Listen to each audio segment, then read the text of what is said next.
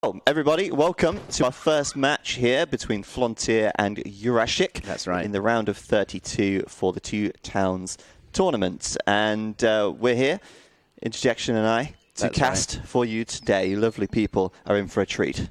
Yep, Two Town tournament. Players start with 2 TCs. Immediately, France going to plop his on the front there. Secures a hunt and a gold mine. And it's just slightly in front of his base. I feel like on this map, people might want to build their trading post or TCs down on the bottom here just to secure the trade route a bit better and control it. Not the case today. And China, new subscription coming in from Itsy Boy. Not really playing Age of Empires anymore, but love how it's growing because of you guys. Thank you very much. Thank you very much. We are trying to grow it as best we can. But yeah, that's interesting. You mentioned, he's sort of placed that strategically, the French player, and he's playing in the red, of course, there. He's placed it strategically to lock down some important resources, whereas you can see that Yurashic placing it much more defensively so that he can garrison villages and use it sort of to bolster his defenses at home. Yeah, and this is, I think, I'd expect China to do this. They often like to fast fortress. And this is just going to make them even more defensive, right? They're not really planning to leave their base anytime soon. And then when they get up to the fortress stage, they can push out and perhaps secure resources that way. Which sort of fits quite nicely into the Chinese agenda. Yeah, it's going to help him even go perhaps to the industrial age, which is something you see with China do just in ordinary games. So I think an extra TC is going to make that even easier to do. Etc., etc. But 135 XP coming in for Yurashic there. That is quite a nice treasure. But Flontier, got 90 food and is picking up 80 food here as well. So he could that's awesome. That's really cool. That's a lot of food. Like, a lot of food. Help you to age up faster, perhaps, and get that second TC working. Because, as you said before, you start with 2 TCs, but you may not necessarily want to use them both. Can we look at units in queue just to see if they are? It's hard to tell, actually, because they could queue multiple in one. Yeah, right? That is true, but... why would you? Yeah, good point. Well, I think they are using both, right? Yeah. He's already got 16 vills, and France sort of go up on 14 as standard, which we saw a bit of yesterday. A's would still go up on 14 villages despite having 2 TCs. I guess he'd use them both just to get to 14 more quickly than usual, but here he's going to actually go above and beyond. And as France, this is really nice because their villages obviously are 1 population, but are slightly stronger, right? 1.25, isn't it? Yeah, so having these, you don't need to build a house at all because of the extra TC, so you can just like make villages and it's all good. So I really like that this format for France. I think France is going to be really, really strong. He's also got the TP as well, which is obviously helping too. But should we take a look at their decks, see if they're sort of more stacked towards the later stages of the game? Okay, French deck looks pretty normal. This is like incredibly normal. There's nothing. I think maybe team ranged infantry attack is not always seen. But just because, there are better cards than this. Like, for example, the Dutch have, what is it called? Infantry attack, or infantry combat, which is attack and hit points. Yeah. And then let's have a look at China here as well. Okay. Apparently we're playing on the wrong map. Our overlay said it was Arkansas. Whoopsie daisy. So I guess... Honestly, I think it's probably fine. Yeah, neither of the players noticed. Yeah. We didn't. So I think it'll be okay, yeah. So China's deck here...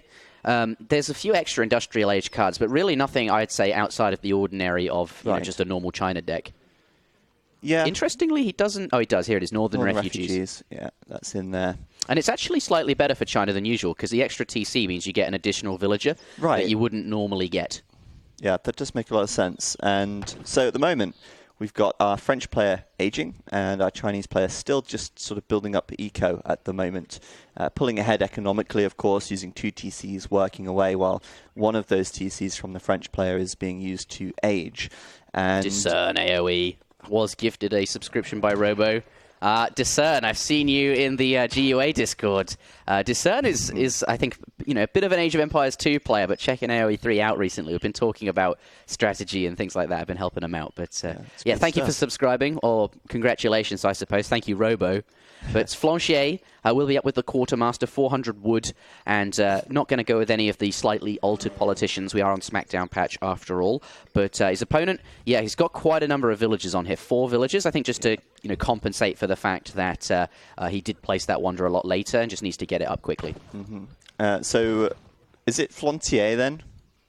Or because I was saying Flontier earlier, I think. I don't know what I was saying. Maito, I think, French, is Flontier. Yeah, okay, that he is makes French. sense. Well then, Flontier, he has a second TP up in the south, and at the moment with his age 2, is he doing anything out of the ordinary? It doesn't look like he's built a military production building, as far as I can tell. Yeah, nothing. It's like he's going to be aging again behind this. So he's 400 wood. It looks like he spent, pardon me, I don't know why I said pardon me. I just noticed another subscription, Trident, coming in with Prime there. Thank you very much. He looks like he built a second TP off the 400 wood, and there's no way to know because TBR won't show if the stagecoach is in queue. But I have a feeling that's what he spent it on.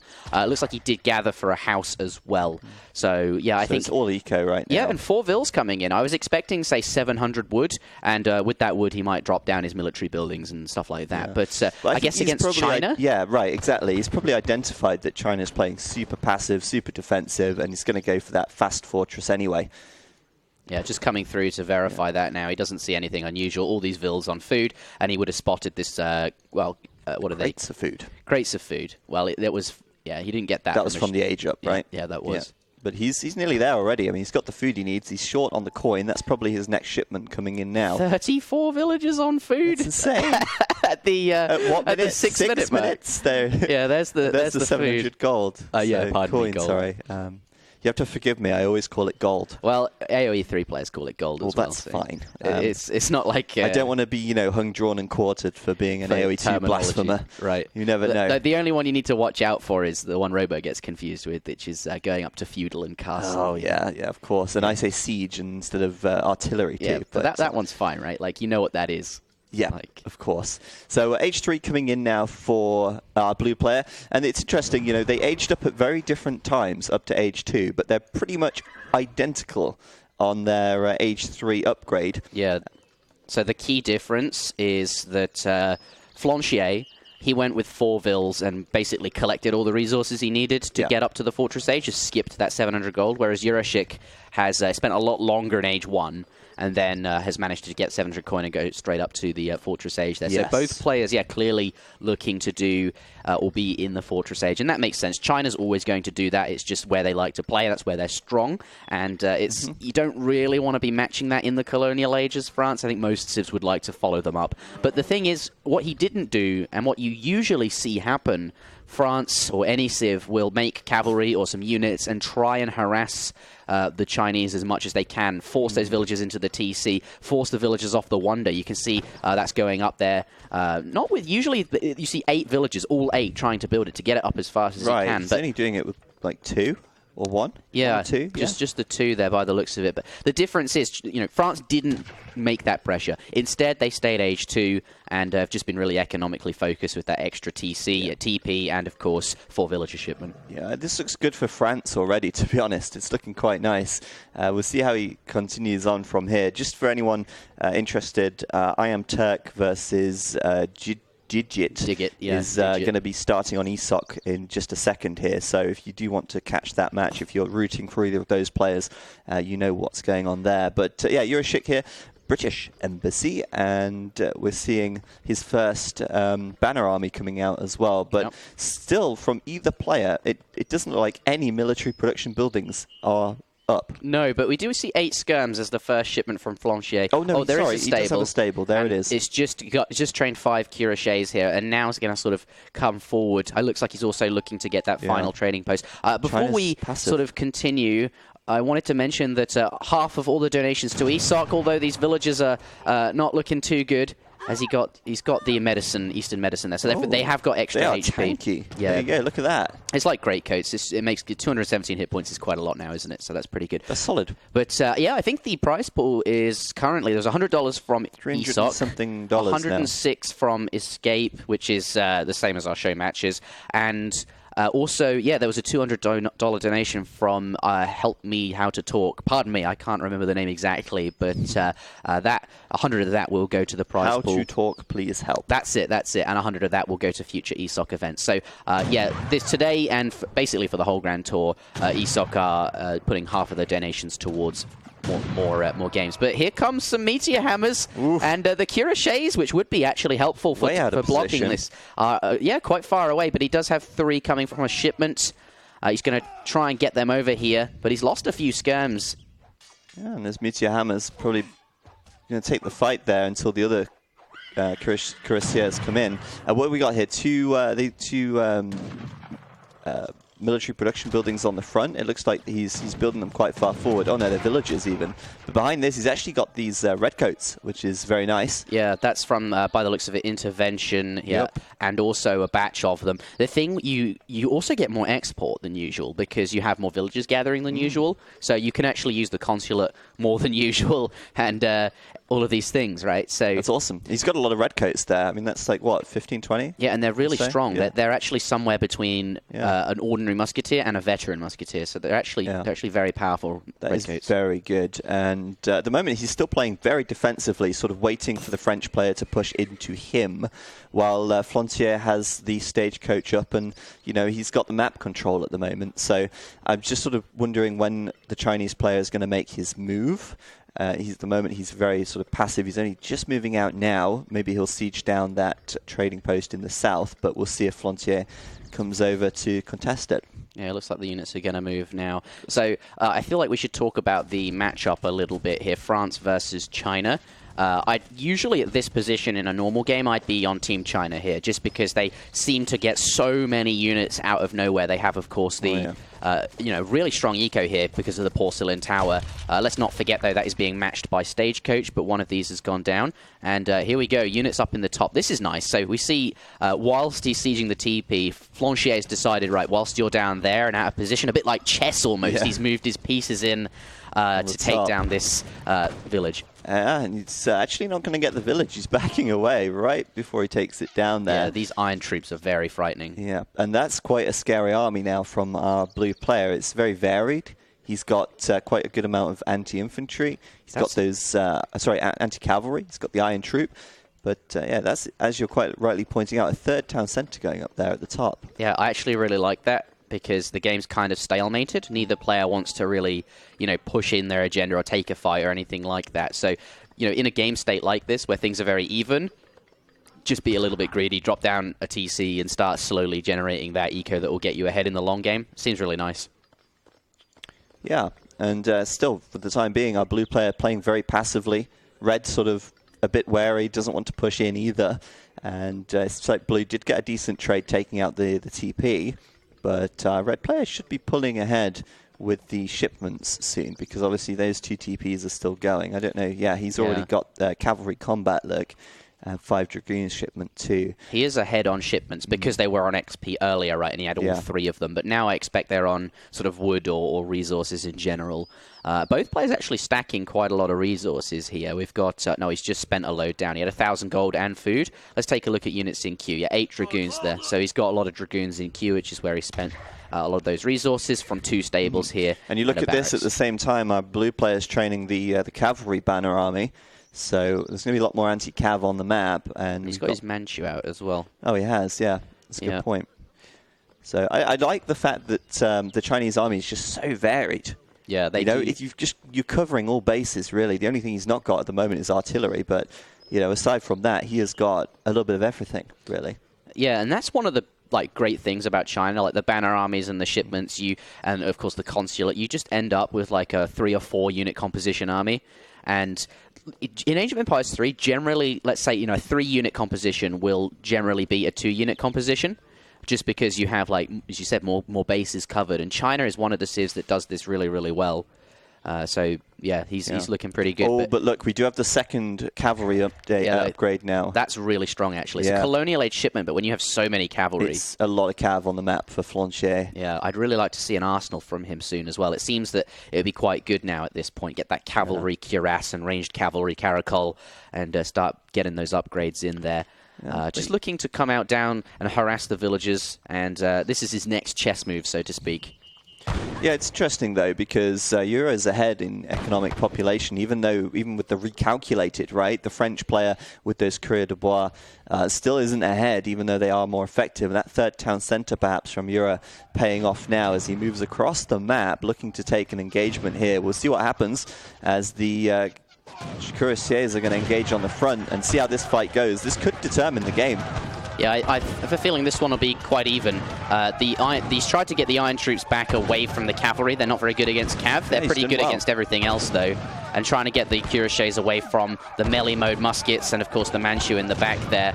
Skirms have now sort of got up into hand combat, which is, you know, not ideal. They kind of want to be at range. You might need to chuck these villagers in. There's certainly Minutemen coming. Oh, a big batch of cavalry coming here. Yeah, this is looking close on the military graph. It's slightly favoring Flontier at the moment, but wow, yeah. Got a little bit of everything in there. And there's so much cavalry. I think Yura's thinking, well, you know what? Let's just get some extra anti-cav in there as fast as we can. I'm feeling Team France at the moment. Just there's a lot of stuff here. He's got both those cav upgrades, Minutemen, and now chucking in the CDBs just to tank a little bit extra. Perhaps it's not too late for Yura to maybe disengage a little bit, though. This is starting to sort of snowball in Flontier's favor.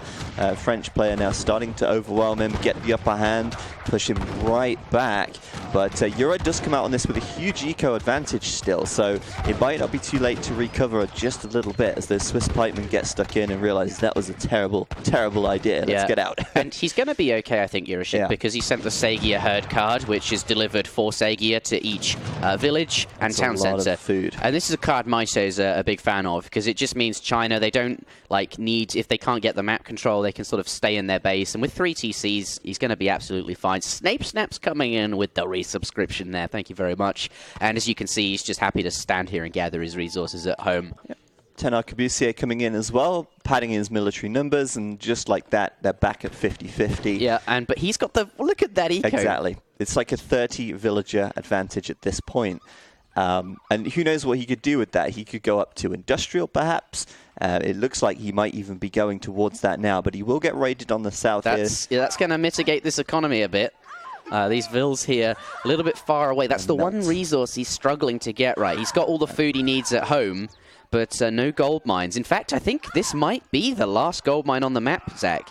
There's one in the darkness that neither player has scouted, and there's one here in his base. That's only got 600 left. That's actually good for Flontier, to be honest. I mean, there's a lot of gold still left to gather for him, and Yura, I don't know if he's maybe just, you know, mined it all out already, but getting denied that gold in the south could be a problem. He's got very little gold in the bank, and in fact, Flontier could go up to industrial very soon, and I don't think Yura will have the coin to do it. Yeah, and I think we might see that from... I feel like it's often in Age of Empires 3, when the gold starts running out, a good strategy is to go up to the industrial age and get those 2 factories, right? Because then you can start spawning gold in that you'll and he's got artillery too, the 2 Falconet shipments. Yeah, 2 Falcons coming in. I'm surprised we didn't see this flanked. I think they're about to get flanked.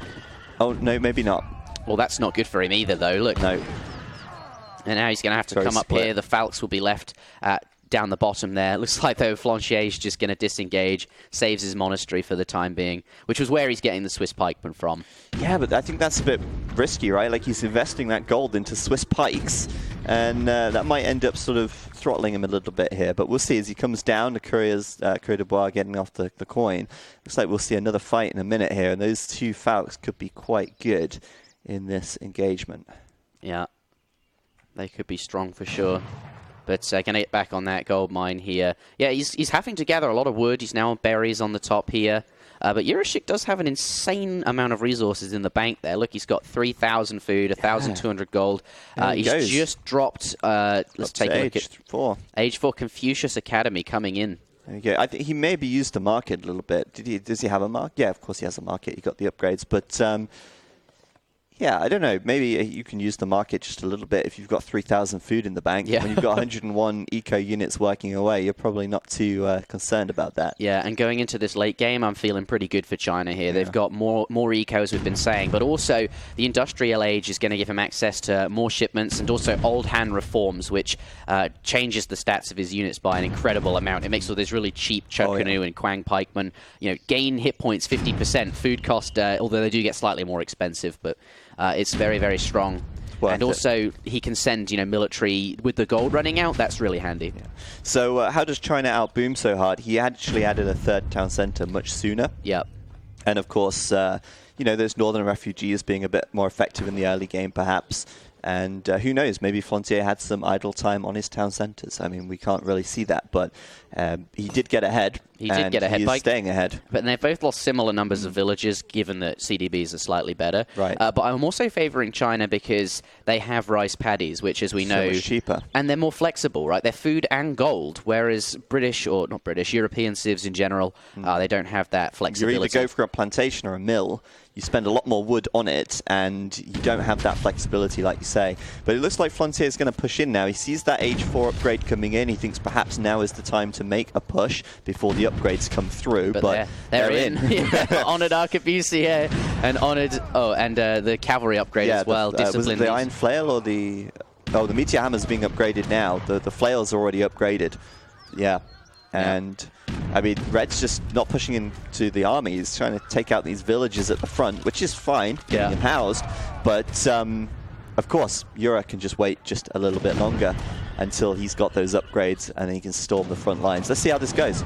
Yeah, looks like the fight's going to start now. But remember, China they're overpopped to 215, not anymore because the village went down. So they have a lot more units here, and they're now all honoured or guard, whatever you want to call them here, which is going to give them a lot of pushing power. Though, untouched, doing a lot of damage in toward those Arquebusier. Yeah.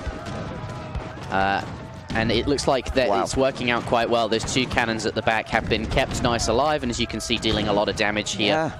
I mean, the cavalry is all that's left, and there's a lot of dragoons there still on the field for Flontier. All of the Arquebusier are dead. It looks like Yura's actually going to get cleaned up by that Fortress Age army from Flontier. I've got to say, those two Falcons, I feel like that was absolutely critical for him, as well as a good number of goons, because there was a huge amount of cavalry in there from Yura. Yeah, and don't forget about his upgrades, right? Those cavalry, those gendarmes, those dragoons, they've got cav combat and cav HP on them. And the skirmishers, they've also got the 15% extra attack as well. So these may well be Fortress Age units, but they've got reasonable stats. They've got quite good stats. Cannons down, though, and with that, the military population for Flontier dropping quite quickly.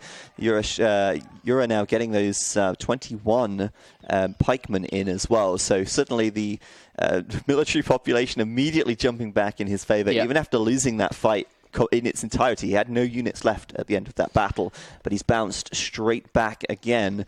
And I imagine he would have preferred to have sent a factory, but feels the need to get the military out on the field to deal with France's superior numbers. The Quang pikemen. The trouble is China don't have access to a factory Oh, wait, shipment. you're right. Yeah, But, I guess your point still stands, though. He didn't want to invest in all-round reforms just yet. Needs the extra units. I mean, you can't upgrade what you don't have. But it looks like off the back of the fight, his opponents, or Flontier rather, he won that fight we saw and has decided that off the back of the victory he can afford to go up to the industrial age. And I think that's very good for him. That's the safer play to do. He's got 2 shipments stacked up, and as soon as he gets up, we'll see. He's the one who wants to send the factories, my bad. Yeah, he'll need them, right? But that's going to put his eco in a really nice place. Yeah, he's actually equalised after that raid at the top there, both on 83 now. Killed a lot of stuff. I'm actually feeling good for France, honestly. Yeah, he's in a great spot. He's getting cavalry cuirass in. He's going to get gendarme upgrade in, and of course the factories and heavy cannons. It's going to be really, really nice.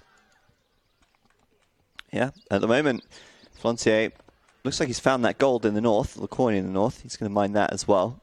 There's actually not much left there. I guess he was mining that earlier and withdrew them away. Yeah, they definitely found it at some point, because we knew neither player had scouted it so when we checked. So they did find it, and he's obviously gathering that. It's the last coin on the map, except for the one on the bottom. He's got them all. He's got an outpost there, really sensible. You've got to make sure you've got protection. Wear protection, that's important. Yep, always. Wall up. Defend. Yeah, and it's at this point in the game where walls are you're going to start seeing them pop up here. Robber Barons, that's the first factory wagon of the game. Yep. And that's going to give him a really nice eco. He's going to jump up by 10 Got points. a lot more honoured upgrades coming in too, actually. Honoured Chocanu, honoured Quang Pikeman. Just got to get all of those upgrades in.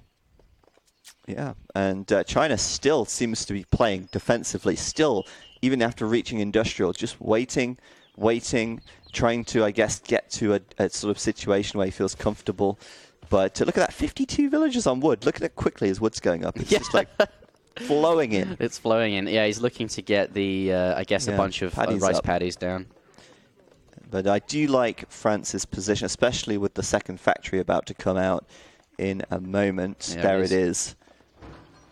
And that's going to be a lot of additional resource production for him, as well as sort of making, this is great because, right, he reached age 4 later, but he's got all the space and all the time to get that plantation mill switch going, because Blue just isn't making a push, not making a play yet. It looks like he's coming now. Just as you say that, he's decided all his upgrades are in, and now is the time. And actually, this looks really a solid time from him. He's back to 220 out of 220 pops, so he's over-popped here. China are able to do that. And France, he's only got 162 unit. He's not making military right now. Let's go to units in queue. He's got just a couple of gendarmes there, but really his focus seems to be on getting, you know, all of these plantations and things down. Is that the case? I don't know. Either way, he's not fully popped, and here comes China.